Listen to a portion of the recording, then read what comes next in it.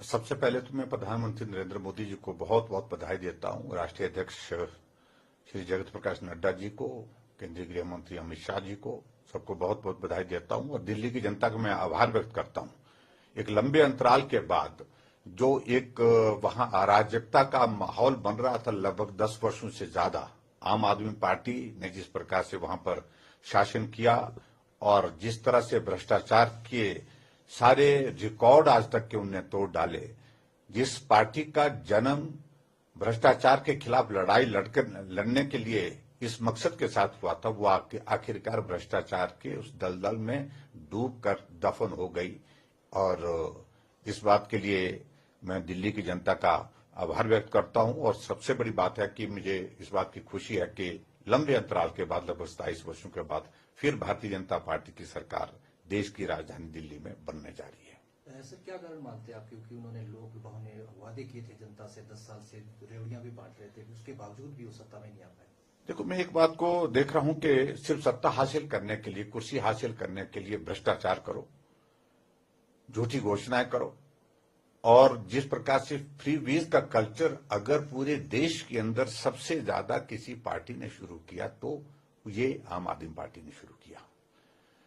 और दूसरी बात, जिस प्रकार से झूठ बोल करके और अभद्र भाषा का, गाली गलौज का जो इस प्रकार से इस्तेमाल करना, ये अगर किसी पार्टी ने सबसे ज्यादा किया तो आम आदमी पार्टी ने किया, केजरीवाल जी ने किया।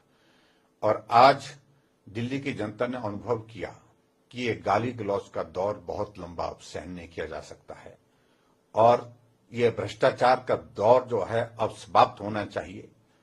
जिस पार्टी ने सत्ता दिल्ली में हासिल की थी और जिस तरह के वादे उन्होंने किए थे फ्री वीज के माध्यम से, तो वो सारी चीजें जब पूरी नहीं हो पाई, उस दौर को समाप्त करके अब डबल इंजन की सरकार और भरोसे की सरकार नरेंद्र मोदी जी के नेतृत्व में, जहां देश में भारतीय जनता पार्टी की एनडीए की सरकार चल रही है, डबल इंजन की सरकार दिल्ली में बना करके दिल्ली के विकास को गति देनी चाहिए। इसलिए मुझे लगता है कि दिल्ली की जनता ने बहुत अच्छा फैसला लिया और मुझे इस बात की खुशी है कि बहुत प्रचंड बहुमत के साथ भारतीय जनता पार्टी वहां पर सत्ता में आ रही है। सर, आम आदमी पार्टी के जो स्टार लीडर थे, बड़े नेता थे, मुख्यमंत्री स्वयं भी पिछड़ रहे हैं, कुछ हार भी गए हैं, क्या ये करप्शन ही हार का कारण? देखो, भ्रष्टाचार बहुत बड़ा मुद्दा था, सबसे बड़ा मुद्दा भ्रष्टाचार था।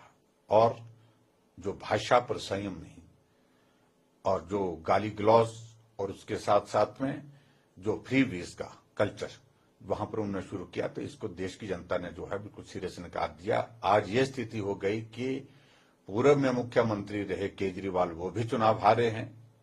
Deputy chief minister Munish Sisodia, वो तो चुनाव हार ही गए।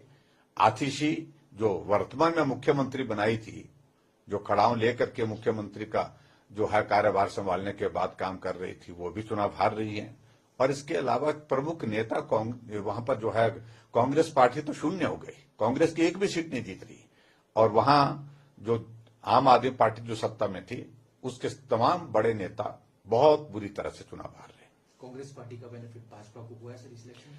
देखिए, मुझे इस बार हर चीज को लेकर के कह रहे नहीं, भारतीय जनता पार्टी किसी के भरोसे चुनाव नहीं लड़ती है। अपने बलबूते योजना बना करके चुनाव लड़ने की वहां पर स्ट्रेटजी बनी थी और उस स्ट्रेटजी के मुताबिक जो है भारतीय जनता पार्टी जीती है। और मैं इस बात के लिए यही कहूंगा कि भरोसे की जीत हुई है, नेतृत्व पर भरोसा, और नेतृत्व हमारा नरेंद्र मोदी जी के रूप में उन पर जो उस प्रदेश की, दिल्ली प्रदेश की जनता ने भरोसा कायम किया, तो मुझे लगता है कि ये जीत जो है वो हमारे नेतृत्व की है।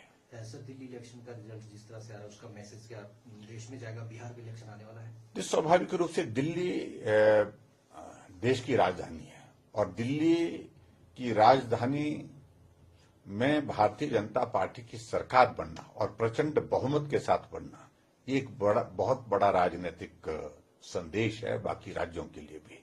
और आने वाले समय में जहां कांग्रेस पार्टी की सरकारें हैं 3 राज्यों में, उनके लिए भी मुझे लगता है कि एक बहुत बड़ा संदेश है और इसका कांग्रेस को खामियाजा भुगतना पड़ेगा। जो बहुत उछल कूद कर रहे थे लोकसभा के चुनाव में, थोड़ी बहुत सीटें उनकी बढ़ी, जिसके कारण उनको लग रहा था कि बस अब तो पता नहीं कि बस वो बहुत करीब आ गए।